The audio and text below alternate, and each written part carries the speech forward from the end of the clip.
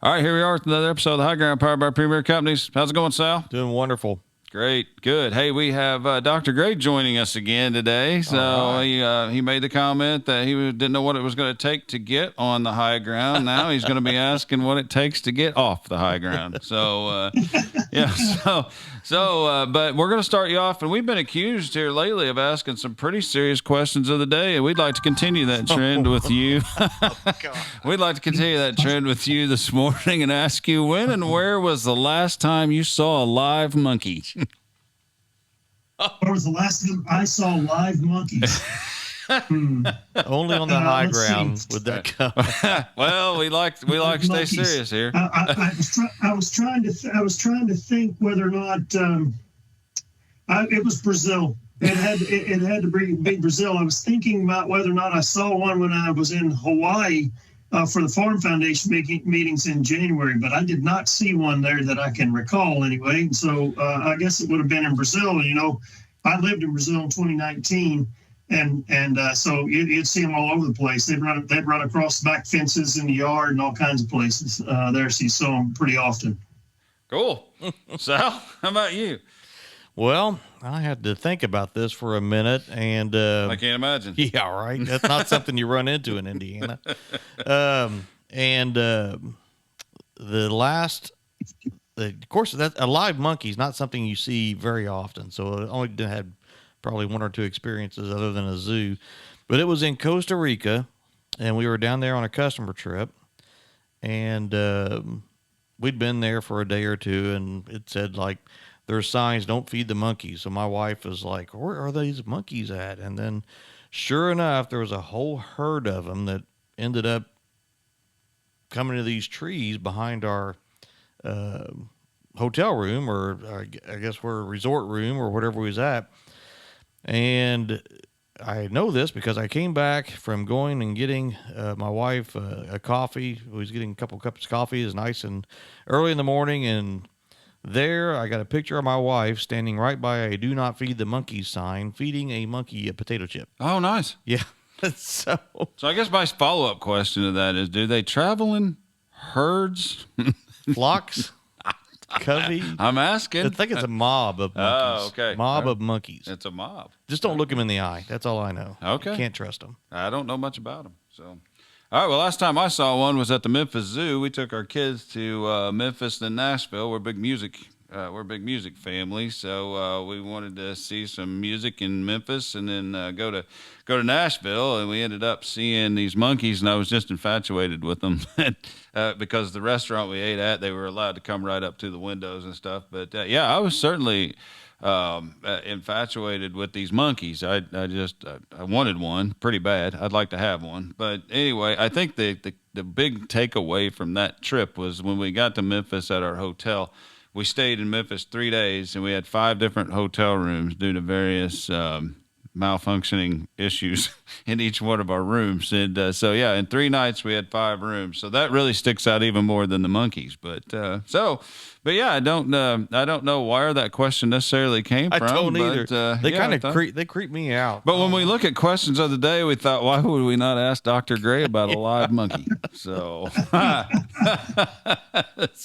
you know, I felt sure as you were telling that story about switching hotel rooms 5 times that you were going to use monkey business in there somewhere. I felt sure you were going to do all the monkey business. You got to switch rooms. That was 2010, so I think at that point in time we were traveling with little monkeys at that point in time. Jumping on the bed. Yeah, right? we did. Yeah, we actually have a picture of that. Okay. So, yeah, but and quickly, one of the issues with our room was the air conditioner didn't work, and so they said we'll take care of it while you're gone. And when we come back, we're on the 6th floor, and Travis would have been 5 at that point in time when we were on that trip. So we opened up the door, and Travis goes bolting into the door, and all they had done was taken that complete unit out from underneath the window, and put nothing back. So there's a 60-foot drop that you could run a card table through. And, oh my God. And Travis takes off into the room just as hard as he could go, and all of a sudden we're like, no, that can't be what we're looking at. Sure enough, it was wide open. wide open, right out 60-foot drop into the parking lot. And that was their idea of fixing the air conditioning. So they did leave us a ventilation hole, but we decided it was too dangerous for a 5-year-old. That was Memphis? So, yeah. Good grief. Yeah. Yeah. So, hey, let's do something serious and talk about, you recently published a newsletter, and you titled it, How Will Tech Enable Agri-Food Trends of 2024? And I read the article. I thought it was great. So I wanted to draw a little attention to that and let you talk about it a little bit. So let's just kick you off and say, tell us about the content and your thoughts behind it, and then we'll dig into some points. Ryan, you can't, as a professor working in the industry, you can't ignore, the first of every year, everybody writes something about here's the trends for 2024. And you sit and think, well, should I write one or not write one? Everybody else is writing one. You kind of getting FOMO around that. Boy, I should probably write one. But I don't want to write the same thing everybody else does, right? So I was trying to think, well, how am I going to do this in a way that's a little bit different maybe than others would do it? And so I said, all right, well, everybody's writing about the trends, but I want to, given what I do in Dow Ventures, why don't we take a little bit of a technology bent to that and say, how is technology going to drive or impact these drivers of change, right? And I picked 5 of the drivers of change that you see. There was nothing profound about that article in the sense that the 5 drivers of change you'd look at there, you'd be like, well, that's in 40 other articles that I read about the drivers of change in agriculture in 2024. And that's true. I certainly didn't try to invent new drivers or new big trends in 2024, but I did try to say, okay, well, what's digital have to do with these trends, and what might it do to drive those maybe faster than we did in the past? So that's sort of the motivation behind the article. Yeah, I don't know, Dr. Gray. I think I'm not sure everybody had these picked out as trends, but whenever I read the article, and we should probably put a link up to the article so our listeners can find this, but just to kind of go through these are agri-food trends, what tech will enable, and one was sustainability, digital transformation, addressing labor challenges, food traceability and safety, and agribusiness financing. And certainly 3 of those are top of mind for Premier Ag right now. And we just made a digital investment recently to connect us with our customers a little more closely. But which one of these do you think would be the most transformative in the short term in 24? My sense is that it's probably around sustainability. We want to be careful about where we're going with that. These days, it's easy to get negative about that because what are we going to call it? Sustainability. We're going to call it ESG, or we're going to call it regenerative agriculture. What's the flavor of the day of the title for what we want to call these things? It has given it a little bit of a bad rap, I think. But when we think about it, we think there's no reason why a focus on soil health, water quality, air quality, animal husbandry, or animal welfare isn't top of mind to consumers, to consumer packaged goods companies, to folks in the ag production and those in ag retail. There's nothing about that says, well, just because maybe we don't know exactly what the title means or it isn't well defined, that people don't care about it. All of us, all across the whole industry. Right? I mean, one of the things I always like to say to people is that we might be, I suspect we are, the most sustainable industry in history. And today if you look from 1940 to today, we're 285% increase in productivity, our ability to feed the world. And our input use is up 2%. Well, how is that not sustainable? That's clearly sustainable, right? Yeah. So I think we are a really sustainable industry, but maybe we don't tell that story very well. And one of the reasons for that is that we haven't been capable as capable as we could be of talking about that. And that's where digital comes in. I think about it broadly from this. Sustainability is not going away. It's going to be some measure of these things around soil quality, air quality, water quality, animal husbandry, so forth. And we're being pressured to say we need to measure, report, verify. MRV, we think about it, measure, report, and verify. Well, if you think about that, that suggests that all the things we produce now come with the physical production and some sort of information that comes along with it about how we go about producing that, right? And that's all about data, and it's all about measurement, reporting, and verification. And that's where I think you're going to see this idea of reporting and accountability as it relates to the concepts of sustainability are going to be growing, I think, significantly in 2024. And we're going to see technology really driving that ability to do these things. I'd agree with that. And from a sustainability standpoint, I mean, I think farmers throughout the time frame, I think I can say this with the utmost confidence. I think we've always been concerned about how we grow stuff. Now everybody's concerned with how we grow stuff. So. Yeah, and it's I want to do the best I can, Ryan, to take a positive spin on that. It's frustrating. Absolutely. I get it. Yep. I 100% get that it's frustrating, and the rules change, and who's responsible, and so forth and so on. But I believe exactly what you believe. We are great. The farm community is a great stewards of the resources. It doesn't make sense any other way but for them to do that. But the reality is, just saying that isn't good enough anymore. No, for sure. I mean, that's the reality. Yep. We're gonna have to prove it. We're gonna have to tell that story. And the point is, we can. It's not easy, and we need the data and the information. We need the technologies to be able to sort of prove it.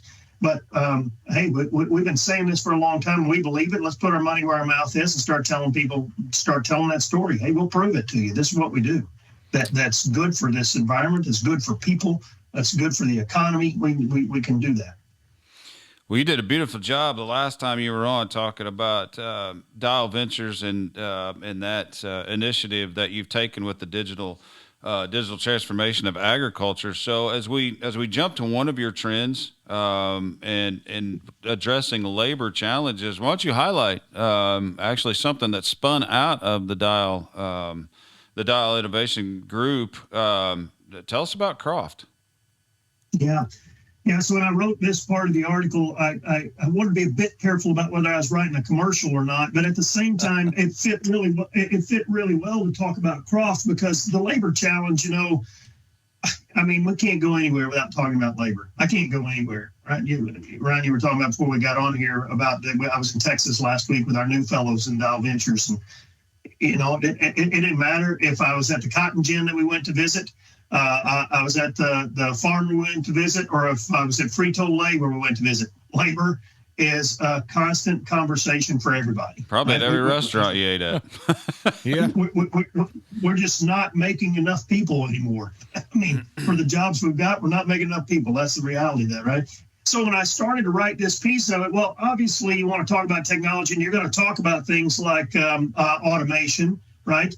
Self-driving tractors, and I talk about Monarch tractor. I did Monarch instead of John Deere. Everybody knows John Deere. Why do you want to write another article that talks about John Deere and self-driving tractors? What about somebody else? Well, Monarch, not everybody knows about them. They're in the fruit and vegetable space. So you got to talk about automation as an answer to labor. My concern with that is that I still think we're pretty far off before that really becomes a big impact in our industry with respect to what we do with laborers. And so the short run answer to that is you got to have more people, and we're not making more people in the U.S. So what do you got to do? Well, you've got to lean into migrant labor. That's particularly in those heavy labor areas like fruits and vegetables. You got to lean into that process, and that's we see the trends. We had 350,000 migrant workers were brought into the United States last year, and over the next 4 years, we're projecting that to be closer to 750,000. Now, there's lots of reasons to argue about. H-2A doesn't really work very well. It's complicated. We need to change the rules. Okay, yes, that's true.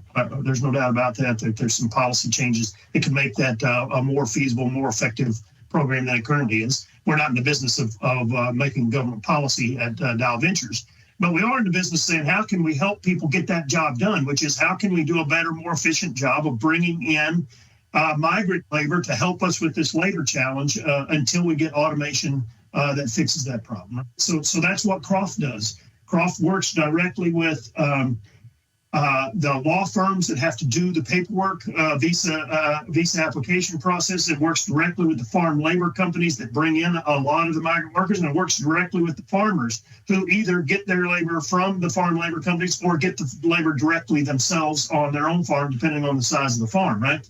And it works with all three of those folks, really focused in on what exactly is the workflow process to get this done. It's a complicated mishmash of federal government policies, state government policies, worker employment rules, state level, requirements for wages. You got housing requirements, you got audit requirements, you got all these different pieces of the puzzle. And what Croft does is help bring all those pieces of the puzzle together in one spot and digitize it. Up until Croft, basically that process was paperwork, all in file cabinets. And mostly folks would tell you incomplete files. So when you had an audit, it was a 2-week process or longer just to try to find all the paperwork. And then you had a real possibility of fines while you had to go in and finish up paperwork that didn't quite get finished. And a lot of people don't say, well, how come you couldn't do that? But if you've never been to a peach orchard in Georgia that's hiring 850 migrant workers, right? You don't really understand what it means to try to keep up with all the paperwork. And you got language barriers, and you got people who are maybe less educated, right? It's a difficult process. And Croft has really sort of helped with that, because now that you digitized everything, right, you've got a smart system sitting in the background looking at this digitized information, and it can bring up a message to you quickly and say, hey, we've got files that are incomplete. You're missing a worker authorization form here. You're missing a photocopy of a photo ID here. You're missing, all kinds of things you might be missing. And so it's really helped with that process, which is going to improve auditing, right? It's going to slow down the auditing. It's going to make sure you know all your employees are up to speed and that they're legal like you want them to be.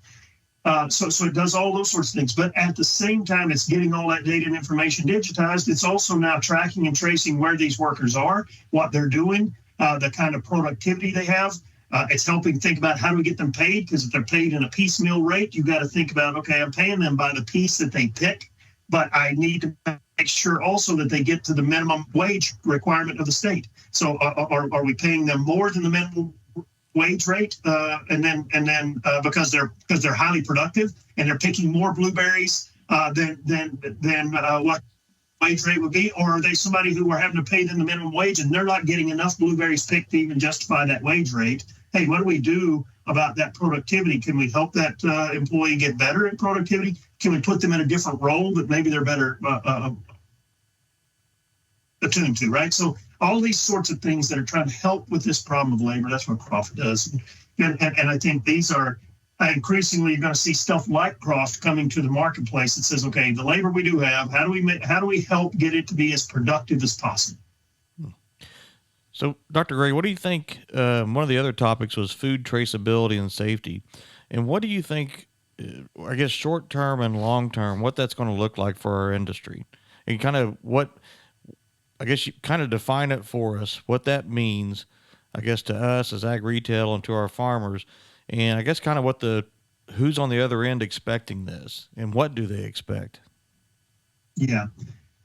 So I think, that one, so I think about it from a food safety perspective first.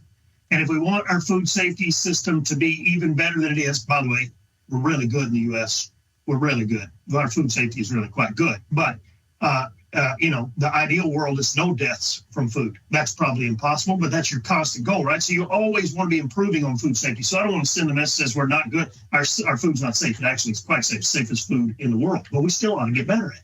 We need to get better at it. And the value lost when you have a food recall is enormous. It's an economic disaster when you have a food recall, right? So I think from that food safety perspective first, and to do a better job at food safety, reduce the costs of food recalls, traceability becomes a part of that. right? Hey, if Walmart has a problem with the food with cantaloupes, if they can't trace it back, they have to take all cantaloupes across their entire supply chain out, right? That's a huge cost. As opposed to saying, actually, it's this set of cantaloupes from this lot, which is directly related to this farm. This is where the challenge was. How can we get that cleaned up quickly, right? And separate that from the chain and keep the chain moving. So I think about it from that perspective first, rather than the perspective of traceability that says, well, consumers just want to know where their food comes from, so they want to be able to have a QR code that they can scan in the grocery store so they can see what farm that particular. Yeah, that's nice to have, but the reality of that, Sal, is that consumers won't pay for that anyway. They love to have it, but they don't want to pay for it. But does Walmart want to pay to have better traceability because they got food safety concerns? Absolutely, they do, and that's where I think this is going to be leading, and why I thought it was an important driver to bring up, because the Food Safety Modernization Act is impacting more and more and more of agriculture as we move along. Just starting this year now, fruit and vegetable level, they have to have food safety modernization processes in place, right? Eggs have to do this now. So it's coming further and further down the chain as we move. Now, is it going to come to corn and soybeans where we are in the Midwest? Not for a while. Probably it's not going to be a big impact. But Vigo County, I think it's Vigo County, right? One of those counties, a couple of those counties right over there on the southwestern side of Indiana. That's the largest melon production in the country, and they definitely have to do this already, right? So it's not like it's not coming to Indiana; it's only California. It's coming to us. All of our feed mills, they have to meet FSMA requirements, because feeding feeds to food animals now means you got to meet Food Safety Modernization Act, right? Feeds treated like food now, so you're having to do those sorts of things even there. And these are things where we're going to have to be thinking about digital solutions, data and interoperability. How do we get that data into repositories that can be combined and can be shared across the system? And how do we do that and share it across the system in a way that doesn't give up competitive advantage or private information that I'm not sure I want to share that with my buyer down the road or my supplier. But yet at the same time, I need to share something, because we all understand the need to be able to, hey, what's happening with this product as it moves forward to that supply chain? If there is a problem, how do we get it back out of the system as soon as possible? That's I see that trend coming, and if nothing else, it's government regulation, because Food Safety Modernization Act is forcing that to have to happen in our industry. And it's not Nestle. Nestle already does this well, but it's the smaller food companies. This is hard for them, right? It's hard to get the capital put together and have the right tools to do that. We believe in Dow Ventures that there's software solutions to this that can be done in a way that's on a monthly or annual fee basis that keeps you from having to spend $4 or $5 million worth of capital. Instead, you spend in operating expenses to use the software that helps you do this sort of stuff. That's where we believe we can go with these things to help move this part of it forward a little bit.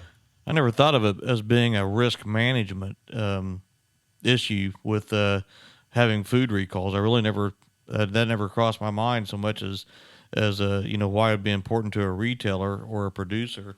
Instead of having to destroy an entire crop, for the most part, for an area, you try to compartmentalize it down into a lot number for all practical purposes. And I'm telling you, Sal, there's nothing sadder than when you've got an outbreak in lettuce and every lettuce farmer's having to plow under their fields. They've spent $1,500 or more per acre to try to grow, and that can't be harvested because we got a problem in the lettuce or in our spinach, right? There's just so much value that gets lost across that whole system. And yes, the farmer pays, but so does everybody else in that system. I mean, the salad maker doesn't have spinach anymore. They got to get it out of South America or somewhere to be able to continue to put their salad bags together because it got recalled in the U.S. That's a huge problem for everybody across that system. Wow. Well, I know from a feed milling standpoint, from many years ago being into feed milling, that that whole audit process and making sure that you treat that feed that's going in that animal like that gets the actual product that's going to be on the table for the consumer, because it is a piece of that supply chain that ultimately feeds that animal, that feeds that person. I mean, before it was digitized, there's reams and reams of paper and and file cabinets just full of records that had to be kept for so long, and ultimately an audit might have been a week long process if there was a problem, and it was a lot like not being able to find that, or it was almost like that information didn't exist. It did, but my goodness, there was only so specific you could get when that was 15 pounds of paper per day's running. I mean, and then every tolerance on every ingredient and all of those things. I mean, it was overwhelming. And the FDA, that was their job to come in and do that. But when that's as close as you can get to identifying where it is, it's in that room in one of those 26 file cabinets full of paper there.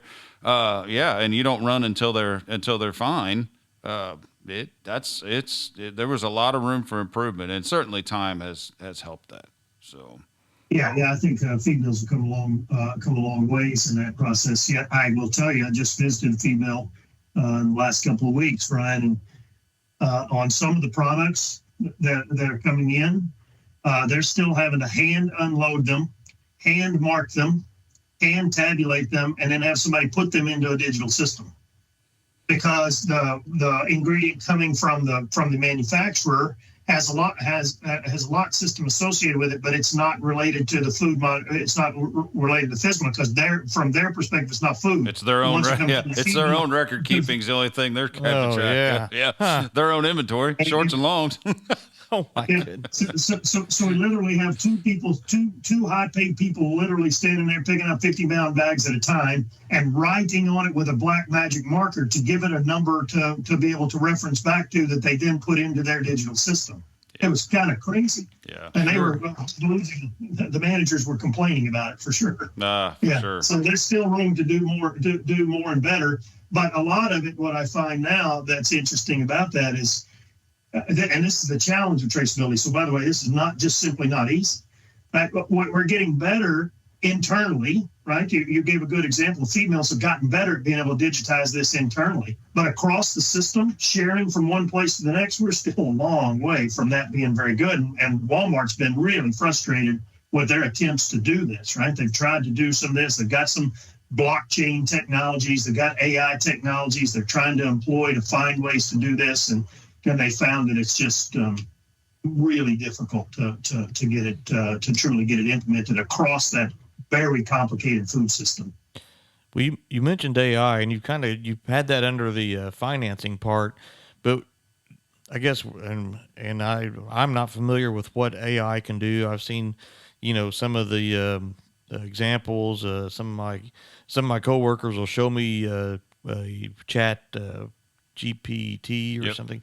And so they'll show me something like that. But what's AI capable of today? And how can that help through some of these software solutions of sorting through the compliance issues with the Food Safety Modernization Act? Yeah.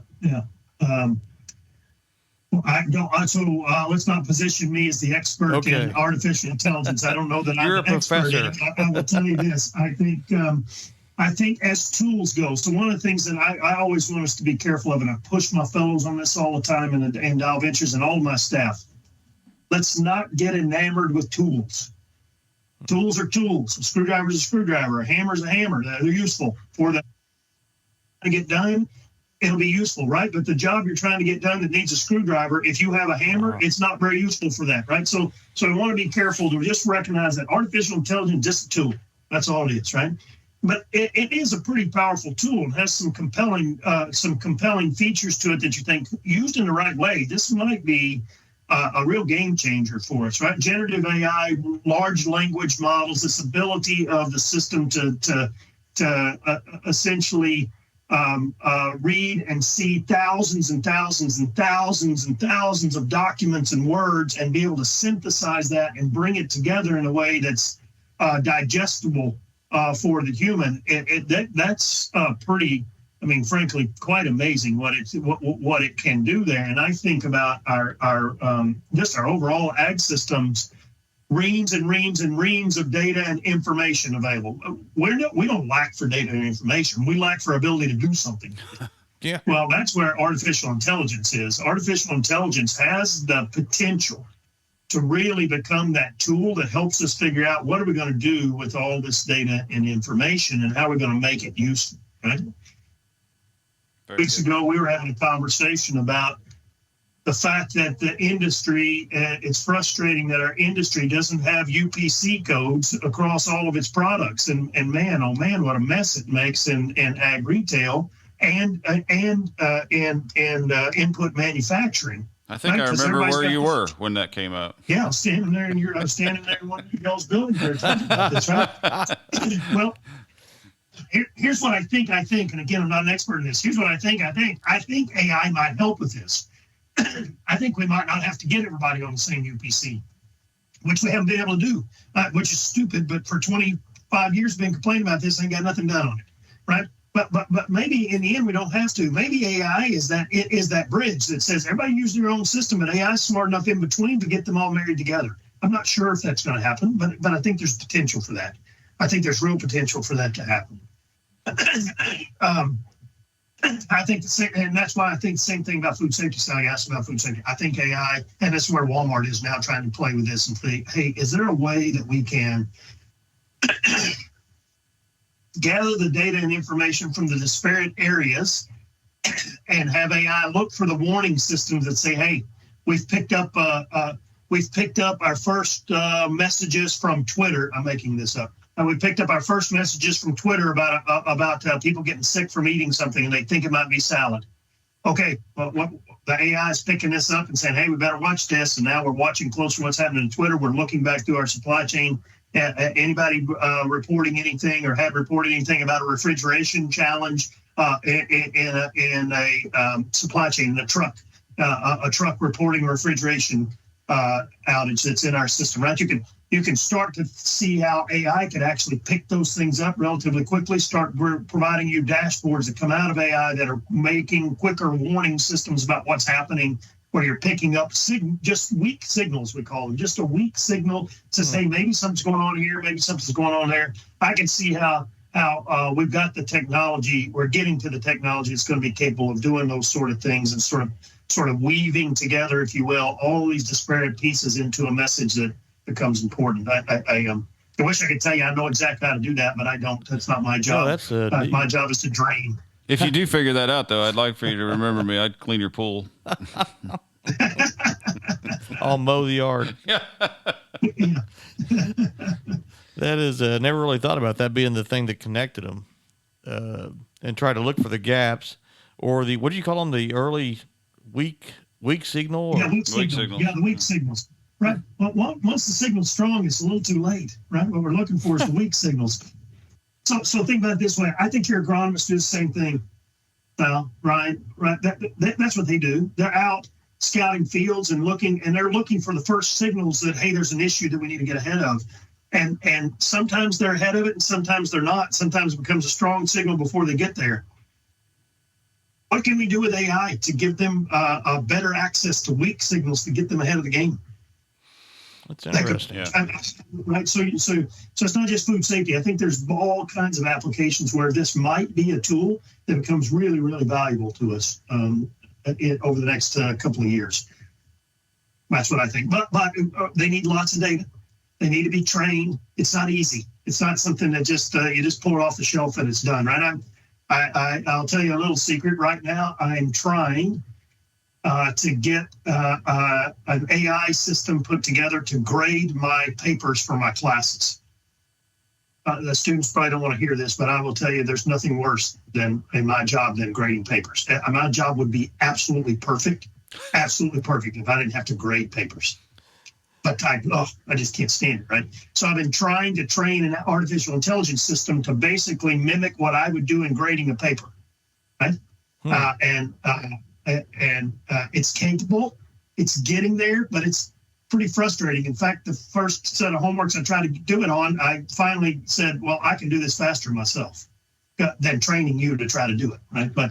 But ideally what you do is you'd stick with that a little bit and you'd get it trained, and then suddenly think about my productivity when suddenly 18 papers that I in my master's class, I had people write 18 students writing papers 6 different times during the semester. Think about how many papers I got to read. Oh my gosh. It's the reason I have to wear these glasses, right? But man, if I could suddenly have that thing and be confident that it was doing a good job of reading those papers and providing that feedback, that's a huge productivity gainer. So we'll see. I'm not convinced, 100% convinced yet, and it's taken a lot of time to get it where I want it to be. But 2 years ago, I wouldn't even thought about the possibility of something like that happening. Well, if I were one of your students, I think I would have another suggestion. Well, if you're tired of reading them, Yeah. I've got an idea. I'll take a B plus. Yeah, let's just quit writing them. How's that sound? Let's just quit writing. I know. I thought that's been the dilemma of my career, Ryan. Is that I've created all of my own problems. Yep, there you go. For sure. Hey, you got anything else you'd like to add to this technology talk, or anything else you want to tell us about before we let you go? Yeah, the one thing, and I mentioned it at the end of the article, is to challenge all of us to say we don't have to be experts in technology, but we also need to challenge ourselves to embrace it. Right? It's going to happen. And we need to be careful to make sure that, particularly as leaders, that we're not trying to push technology out or try to resist it.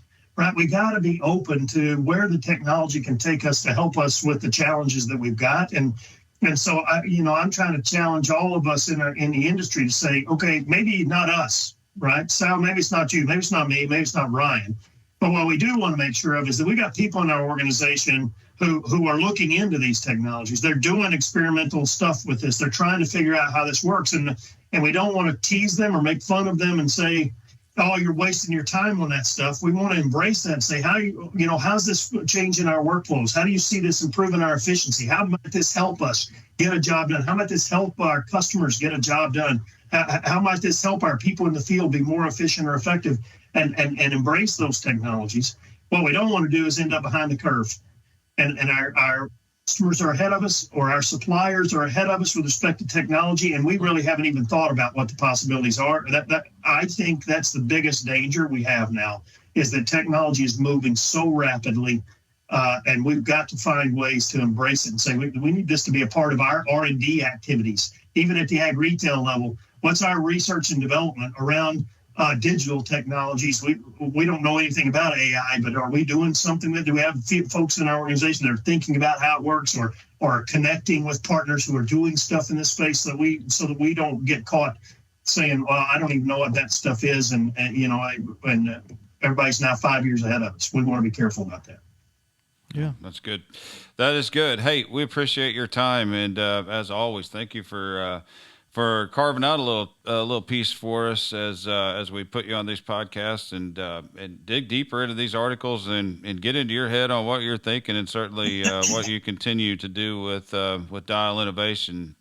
Excited to see what comes out of that with that digital transformation piece. So with that, we'll let you go, and you'll likely be tapped as a guest again. So you might begin to see this as a trend. So, but anyway, certainly thank you, and thank you, Sal, and for all of our listeners out there, please like and subscribe if these are topics that you like to hear. Leave us comments. Let us know what else you might want to hear about, because we do have access to these industry experts, and appreciate when they take the time and spend their time writing articles like this, because I don't know that in the new year I was thinking, well, I should probably write an intelligent newsletter about something. So I'm glad there are people out there, and we know some of them. So again, thank you, Dr. Gray, for being here, and that's another episode of The High Ground, powered by Premier Companies.